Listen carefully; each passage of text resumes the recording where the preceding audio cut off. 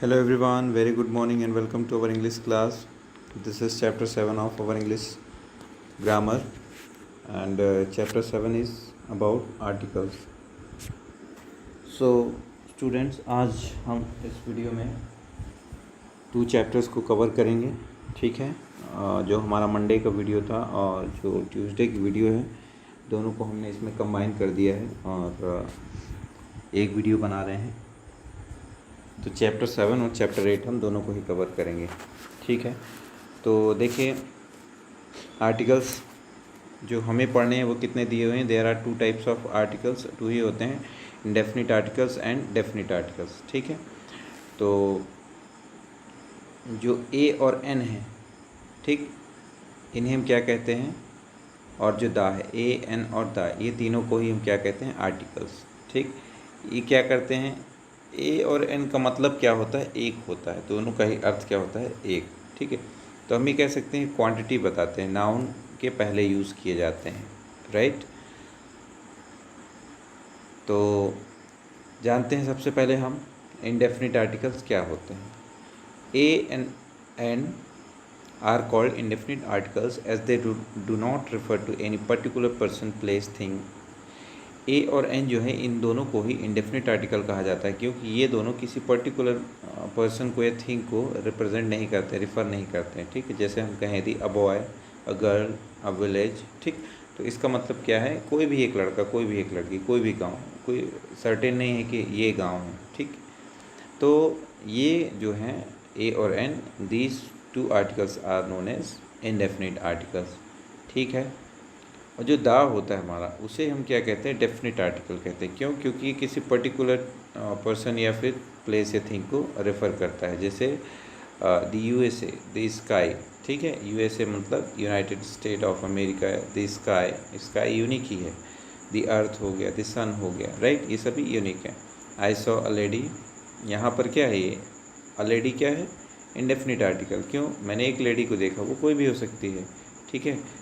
She has an umbrella, एक umbrella उसके पास है, ठीक है, वो कोई भी अम्ब्रेला हो सकता है। नेक्स्ट में यदि देखें, 3rd number, we thank the gentleman who helped us. यहाँ देखिए जेंटलमैन के आगे दा लगा हुआ है। क्यों लगा हुआ है? वो कह रहा है वी थैंक द जेंटलमैन, हमने उस जेंटलमैन का शुक्रिया अदा किया जिसने हमारी हेल्प की थी। आगे ये जो सेंटेंस लिखा, हु हेल्प्ड अस, ठीक, मतलब ये पर्टिकुलर बन गया, कौन सा व्यक्ति, जिसने हमारी मदद की थी।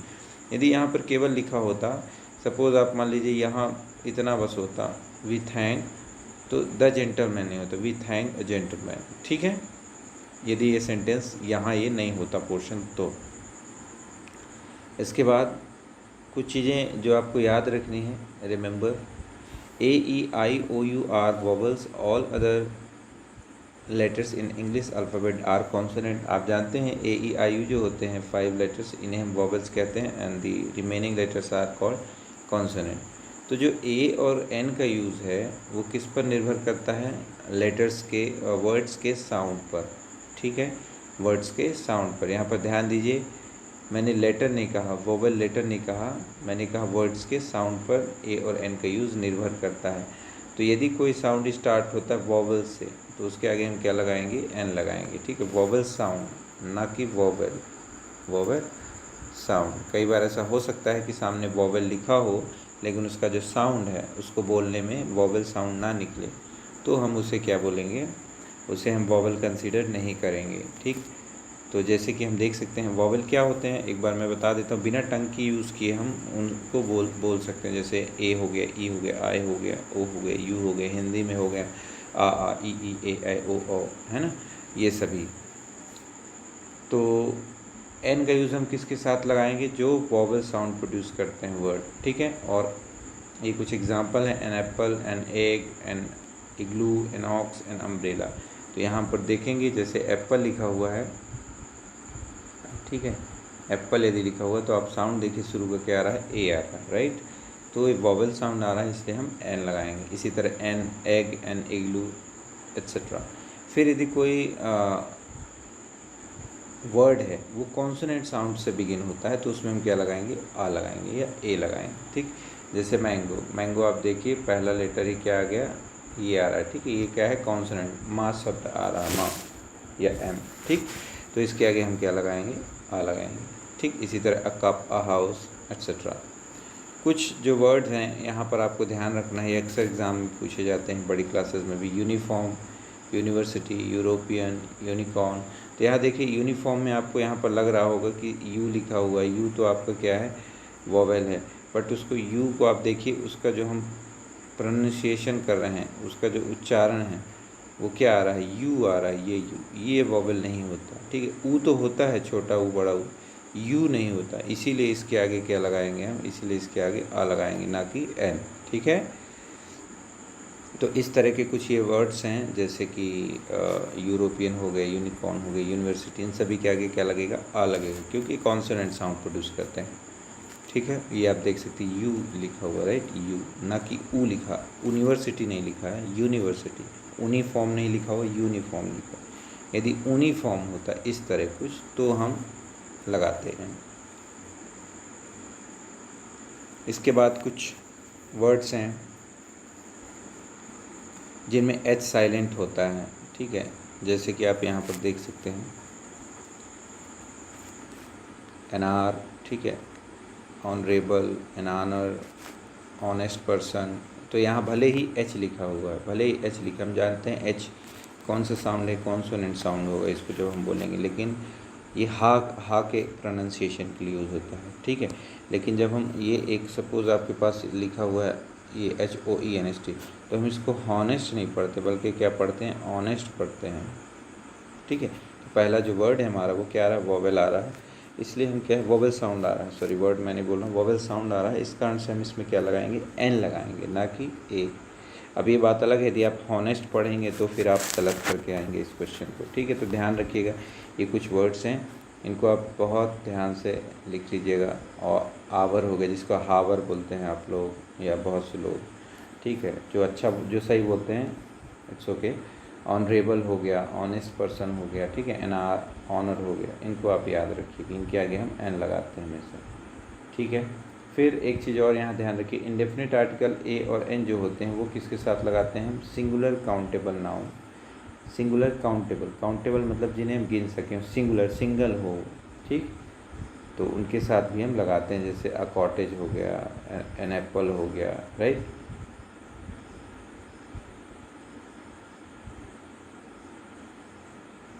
इसके बाद ए और एन जो है, इसका कुछ नंबर्स के आगे भी हम यूज़ करते हैं, जैसे 100 हो गया, अ क्वार्टर हो गया, अ डॉलर हो गया, अ लीटर हो गया, इस तरह से कुछ वर्ड्स। ठीक है, यहाँ फिर उसके बाद है हमारे पास ए और एन जो होता है, इसका हम कई बार कुछ कंडीशन, इमोशन या स्टेटस पोजीशन को बताने के लिए भी करते हैं, a pity, a misery, a noise, a headache, right, इनके लिए भी। अब हम बात करते हैं दा के लिए। ठीक है, दा जो कि काफ़ी इम्पोर्टेंट है और इसमें थोड़ा रूल्स ज़्यादा हो जाते हैं।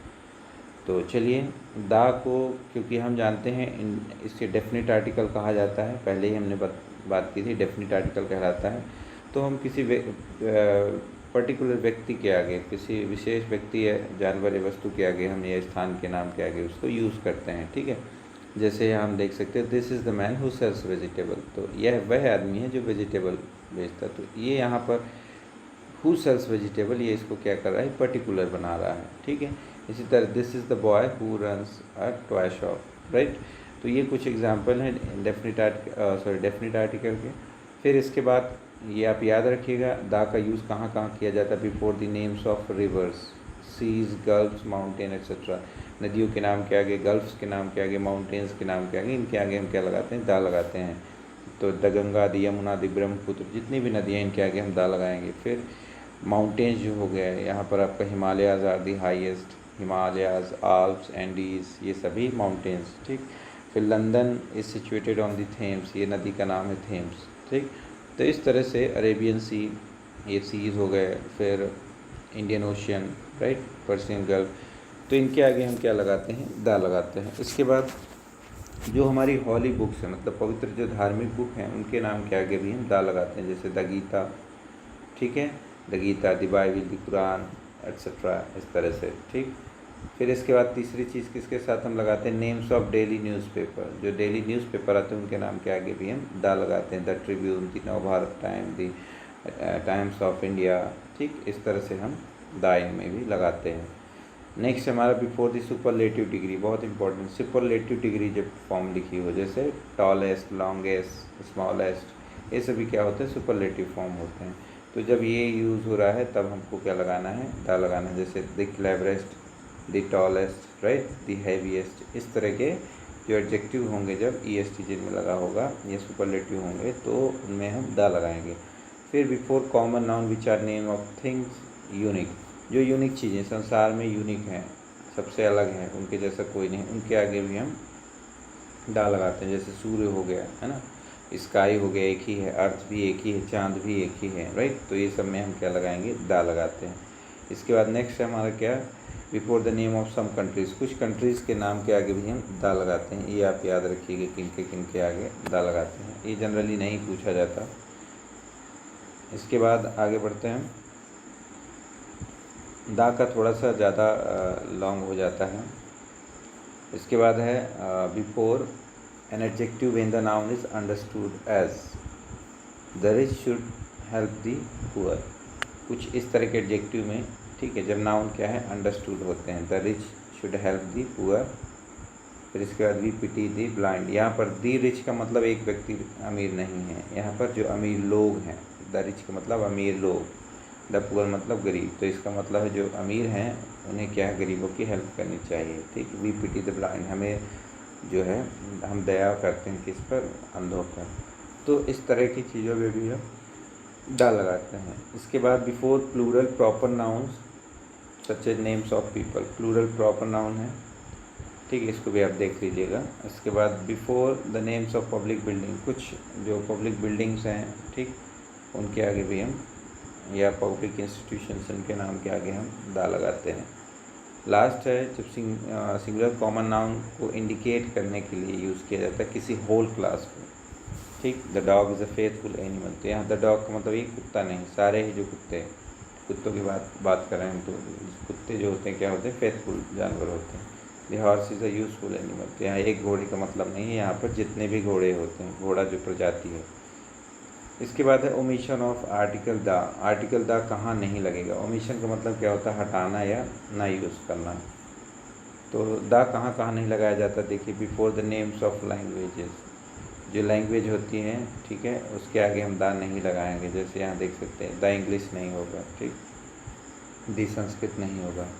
प्रॉपर नाउन के आगे हम नहीं लगाते, मतलब किसी व्यक्ति का नाम है, किसी शहर का नाम है, चाहे वो कोई भी हो, कितनी भी बड़ी जगह, कितना भी बड़ा महान आदमी क्यों ना हो, उसके आगे दा नहीं लगाते, ठीक। कुछ केस में लगेगा, बट वो अभी आप उसको मत जानिए, अभी आपके को नहीं पूछा जाएगा।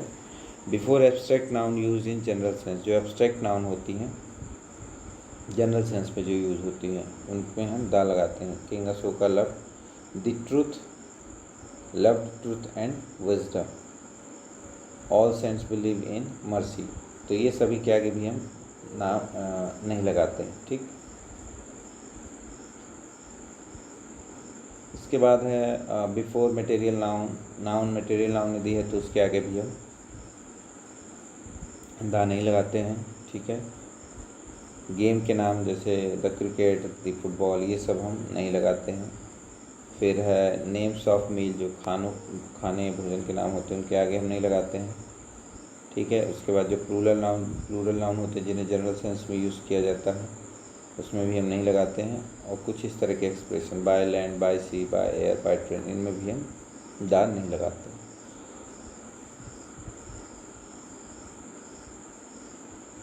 इसके बाद कुछ और एक्सप्रेशन है, जैसे कि गो टू स्कूल, तो गो टू द स्कूल नहीं होगा, चर्च, मार्केट, ठीक है, इस टाइप से ये जो हैं इनमें हम दा नहीं लगाएंगे। फिर सर्टेन वेल इस्टेब्लिश्ड फ्रेजेस, कुछ जो फ्रेजेस हैं इनमें भी हम दा नहीं लगाते। Tom is at the home नहीं होगा, ठीक है, Tom is at home, he travels by day, will leave home at 4 o'clock, तो यहाँ पर दा नहीं लगेगा।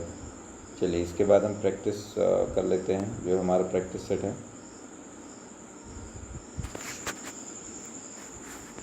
तो क्या है, multiple choice question, tick the correct answer, ठीक। देयर आर, कितने आर्टिकल्स होते हैं, 2 होते हैं, ठीक, डेफिनेट और इंडेफिनिट। देयर आर वॉवल्स, कितने वॉवल्स हैं, 5, ठीक। द इज़ कौन सा होता है, डेफिनिट होता है। फिर एन इज़ इंडेफिनिट आर्टिकल, ठीक है, इनको आप जो है अपनी बुक में टिक कर लीजिएगा। चलिए आगे बढ़ते हैं, नेक्स्ट क्वेश्चन को देखते हैं। नेक्स्ट क्वेश्चन है हमारा बी नंबर।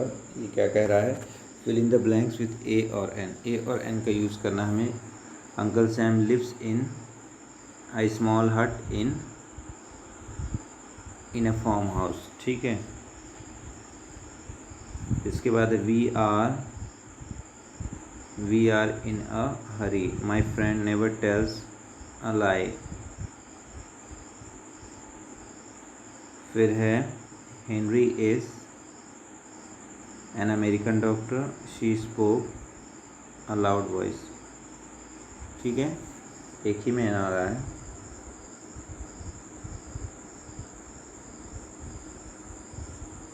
एक ही में आएगा। चलिए इसके बाद जो है आपका नेक्स्ट है, स्क्रीनशॉट में लेते जा रहा हूँ, ये आपको सेंड कर दूंगा। यूज़ क्या करना है, a and an to replace one each and every. Mother gives us bitter gourd to eat once every, once यहाँ पर वंस अभी कर दीजिए, ठीक है। फिर ही receive a letter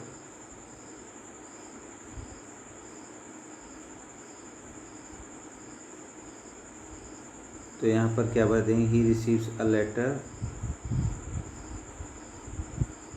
in a year हो जाएगा, ठीक है। पहले में आप आ भर दीजिएगा, फिर इन अ ईयर, राइट। फिर है I get ₹30,000 once a month, ठीक है। इसके बाद है आपका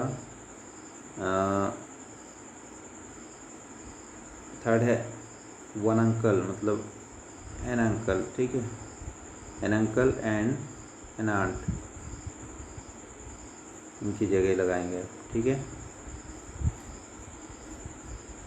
live with me, Ramesh visit his grandmother once each week, once a week, ठीक है। ये आपको क्या करना है, फिल करना है, तो इसको आप लोग फिल कर लीजिएगा, राइट। चलिए नेक्स्ट देखते हैं। ओके, यहाँ पर ये आपका काफ़ी छोटी एक्सरसाइज थी। एक मिनट देखें कुछ मिस तो नहीं हो गया, इतना ही 28, 29, यस, यहाँ पर आपकी एक्सरसाइज कंप्लीट हो जाती है। अब जो है नेक्स्ट चैप्टर हमारा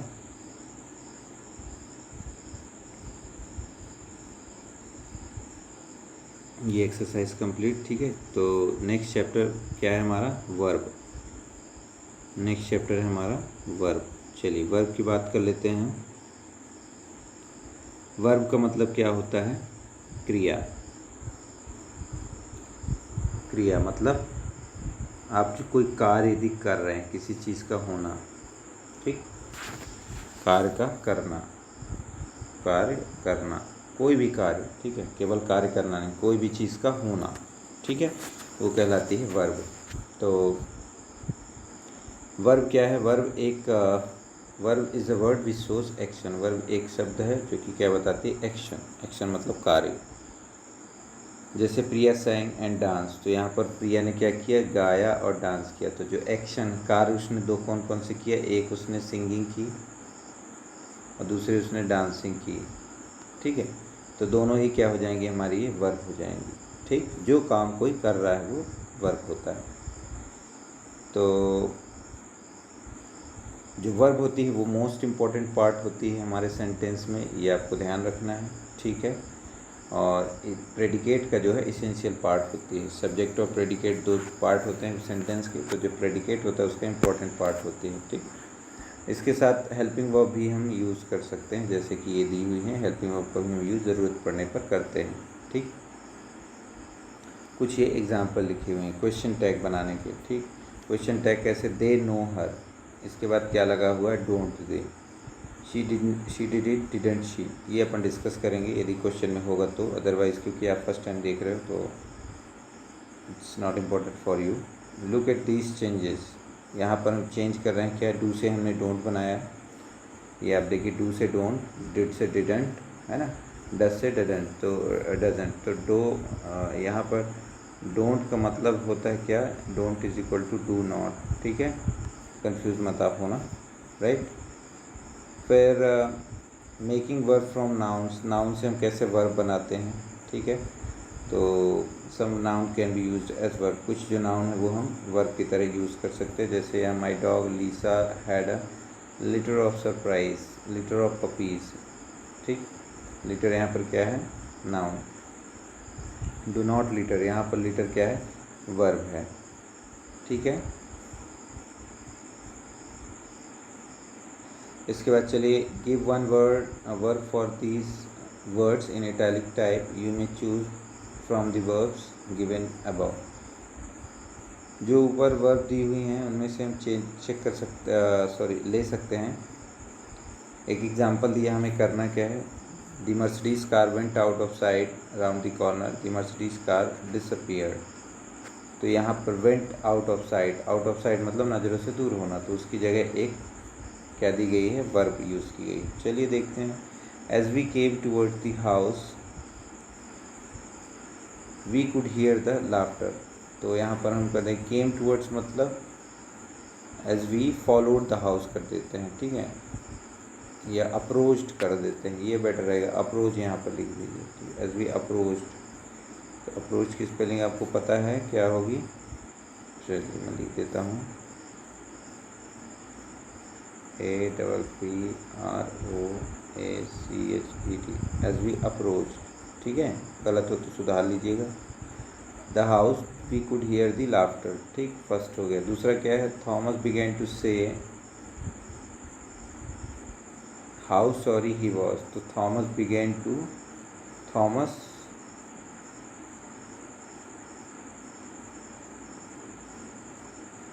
begin to say how sorry he was, sorry वो कह रहा था, मतलब वो माफ़ी मांग रहा था फॉर रेजिंग हिज वॉइस। तो यहाँ पर हम लिख सकते हैं थॉमस बिगेन टू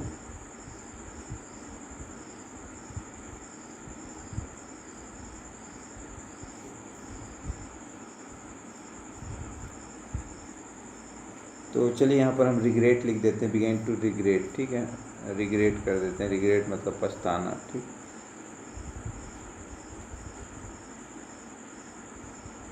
अपोलोजाइज भी कर सकते हैं, यहाँ पर अपोलोजाइज करना मतलब माफ़ी मांगना होता है। चलिए कोई बात नहीं है, रिग्रेट ही रखते हैं यहाँ पर। थर्ड क्या है, the boys moved quietly up to the thief and then pounced upon him. तो यहाँ पर फॉलोड हो जाएगा, यहाँ फॉलोड कर देते हैं, ठीक है, द बॉयज फॉलोड, तो आप क्या लिख दीजिए यहाँ पर, फॉलोड, ठीक है। इसके बाद seeing the blazing cottage everyone ran to put out the flame, put out मतलब बुझाना, एग्जॉस्ट, एक्सटिंग्विश कर देते हैं, पुट आउट मतलब बुझाना, एक्सटिंग्विश, इसकी जगह क्या कर देते हैं, आगे लिखता हूँ, एक्सटिंग्विश कर देते हैं, हाँ ठीक है, इसको आप भर दीजिए।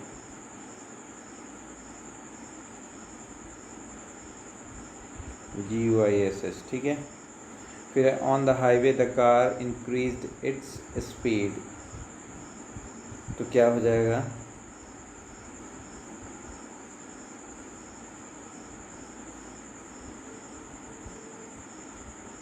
The car increased its speed.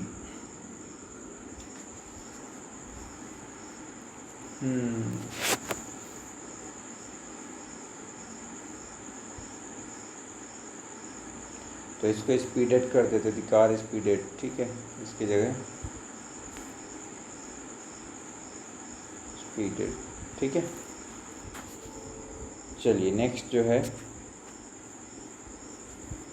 देखते हैं, नेक्स्ट क्या है, इसमें एक्सरसाइज पेज हैं हमारे पास, 2 पेजेस हैं।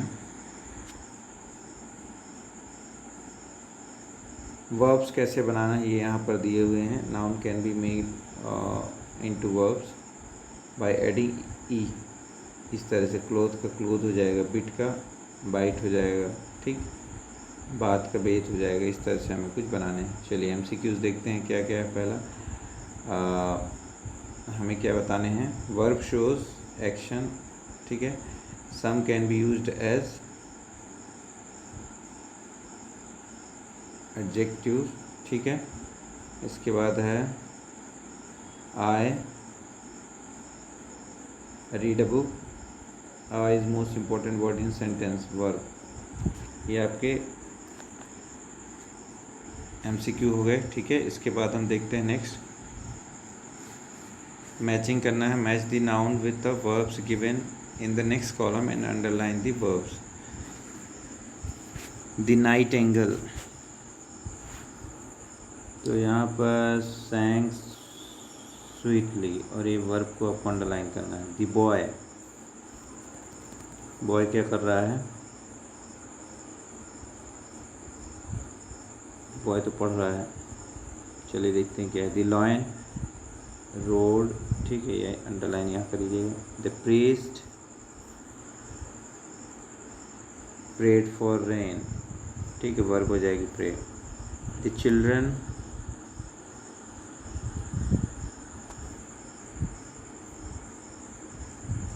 प्लेड इन द ट्रेन, ये हो जाएगा। उसके बाद है द बॉय, एक ही बचा, हाँ, the boy yelled for the help, ठीक है। येल मतलब होता है आवाज़ लगाना। इनको आप कर लीजिएगा। इसके बाद है मैचिंग, यहाँ भी करनी है। अप्रोच करना मतलब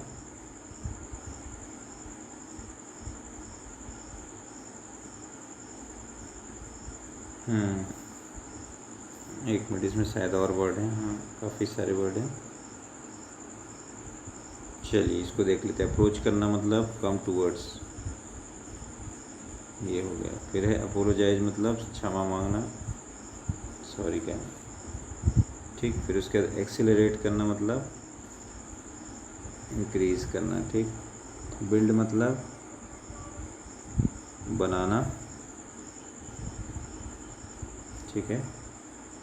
उसके बाद है, एक मिनट इसको थोड़ा साफ़ सुथरा कर देता हूँ, ये आपको यहाँ लिख देता हूँ, ठीक है। अप्रोच करना मतलब पास में आना, अपोलोजाइज मतलब ये, एक्सीलरेट का ये हो जाएगा इंक्रीज स्पीड, बिल्ड मतलब बनाना। फिर फिफ्थ में क्रीप मतलब क्या हो जाएगा, ये हो जाएगा क्रॉल करना। इसके बाद है डिसअपियर मतलब क्या हो जाएगा, to go out of sight. Extinguish मतलब क्या हो जाएगा, आपको बुझाना। फिर हो जाएगा फ्लिंग मतलब क्या हो जाएगा, थ्रो केयरलेसली। ग्राइंड मतलब मेक फाइन, 9 हो जाएगा, ये आपका 8 हो जाएगा। हाइबरनेट मतलब क्या हो जाएगा, deep winter sleep of some animal. ये आपके करेक्ट आंसर हो जाएंगे, ठीक है। चलिए इसके बाद नेक्स्ट देखते हैं हम। नेक्स्ट हमें क्या करना है, यहाँ पर ई हमें ऐड करना है वर्ब बनाने के लिए, ठीक है। वीडियो भी काफ़ी ज़्यादा हो रहा है, तो ब्रीथ हो जाएगा, ई जोड़ दीजिए। क्लोथ में ई जोड़ दीजिए आप, ठीक है। बाइट हो जाएगा, ब्रेथ हो जाएगा। यहाँ पर लाइफ का आपका LEVE कर दीजिए, ठीक है। क्या हो गया,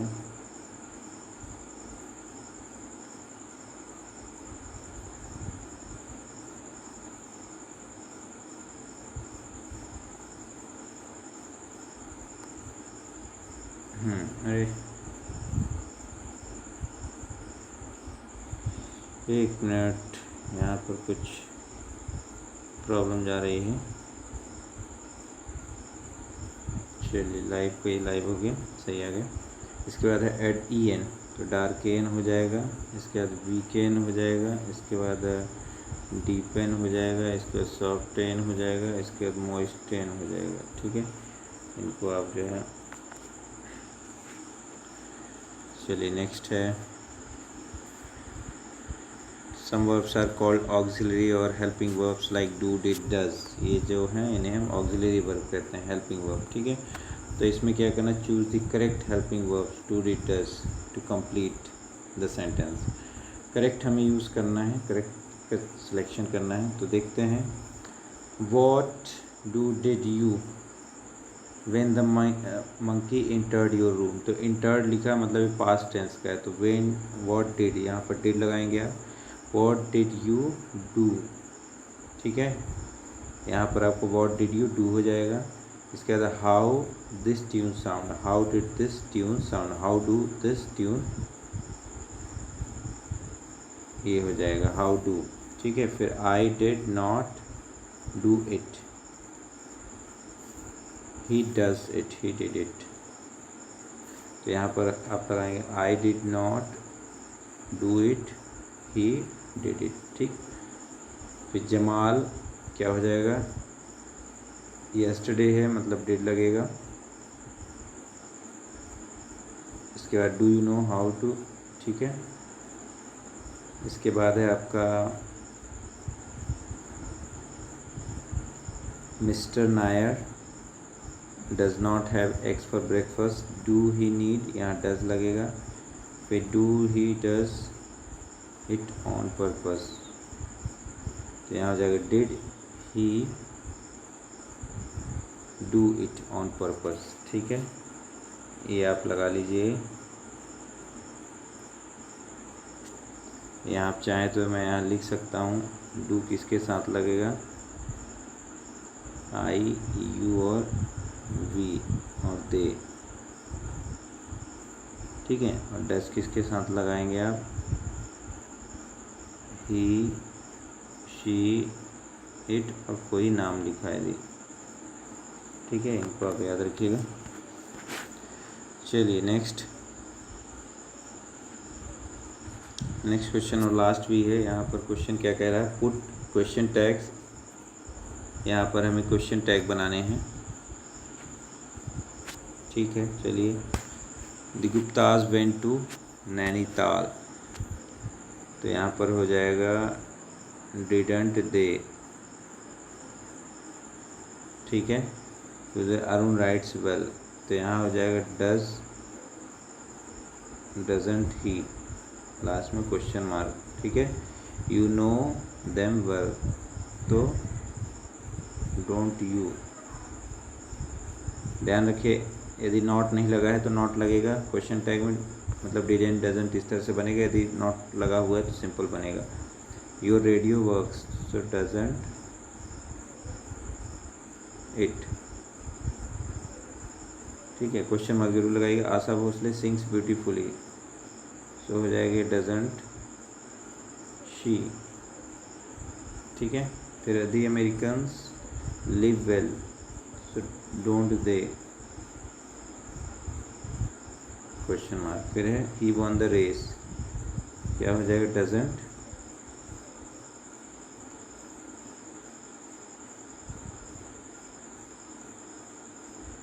अच्छा वॉन सेकेंड फॉर्म लिखा तो डिडेंट हो जाएगा ये, didn't he, didn't we. He paints for a living, so doesn't he, ठीक है।